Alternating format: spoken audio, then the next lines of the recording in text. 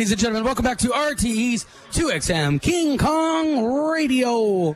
I am in the backstage with the one and only fantastic Slaughterhouse Delta Band. Hey guys, how's it going? Hello. Hey everybody. I am doing fantastic. Quickly, in King Kong Radio fashion, the listeners want to know your names. I'm Scott. Martin. Neil. And I'm Anya.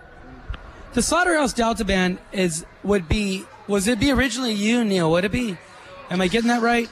Yeah. Or you were the big starting force in it? Yeah, it started about a year ago. I had just got out of college, and I had decided that, you know, I'd broken up a band that I had with a friend, and it was all about kind of getting back to that after I had a bit more time. So I just went, you know, had a kind of a bit of recording software, just recorded an album by myself, and once that was done, you know, it was all about just getting the right people to play it, you know. You guys, I've seen you play before, and you're an absolutely tight, fantastically energetic unit of music, and it does borderline. There would be a couple big influences in there. What would you say to the listeners out there? What your big influences be in your songwriting? Well, personally, I know when I was starting to play guitar, I was listening to a lot of kind of White Stripes, which leads you back kind of further into old blues, kind of Son House, kind of Robert Johnson kind of influences.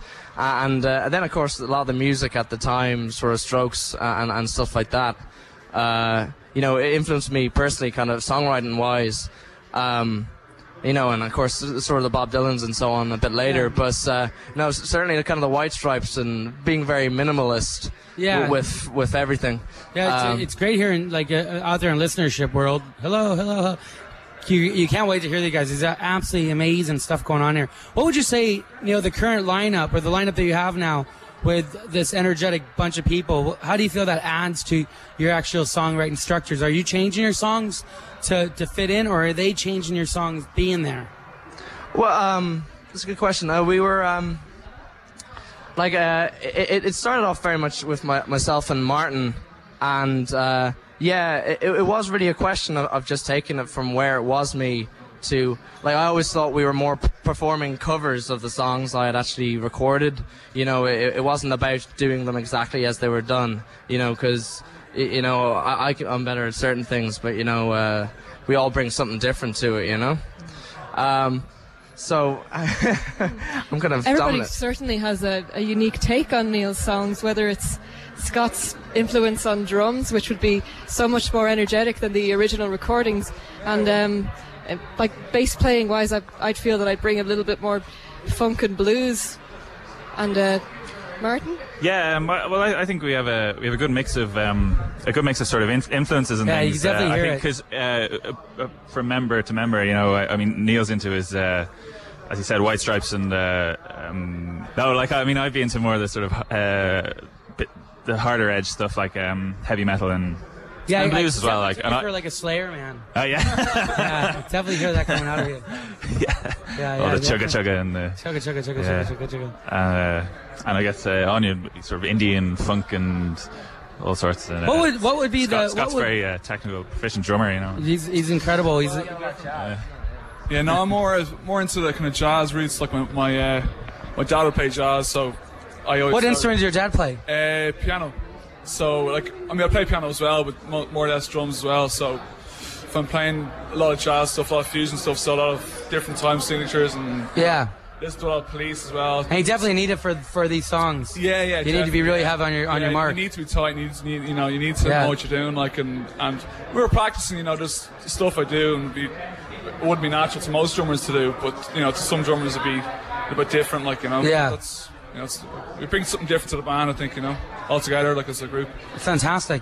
Now, what's the big plans for the band this winter? What are you going to take? What are you going to sort out this winter as a band? Well, I know short term we're playing a gig in Whelan's on Wednesday. That might be a bit too short. This show's not going to come out until 2012. So that'll be slightly bootleg and legendary at that stage, but no. That was well put.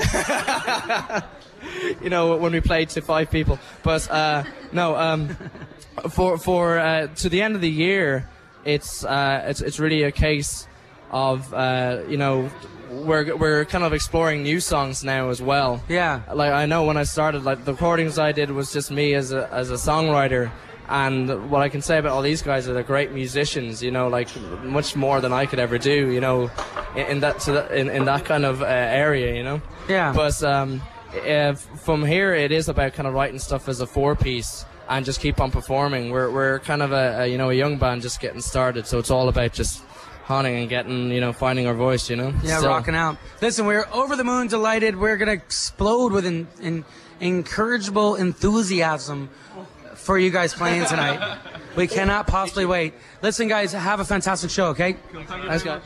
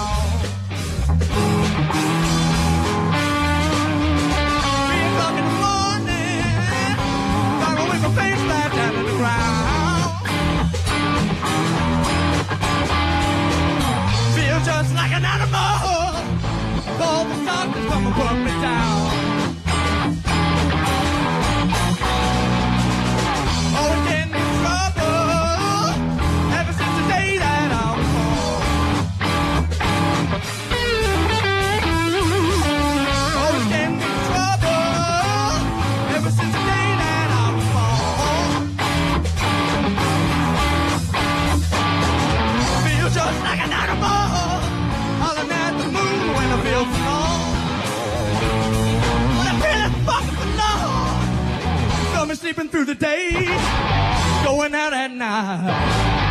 If I was a man, maybe I could treat you right, but I'm an animal. I don't want to be tonight.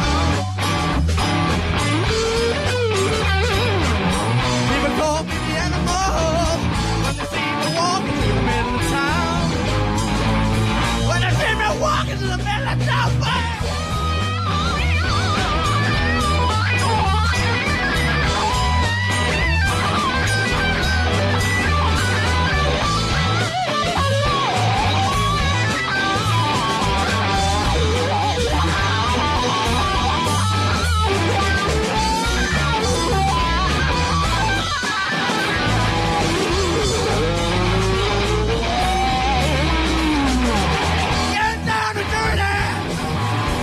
I've ever known. Not afraid to die.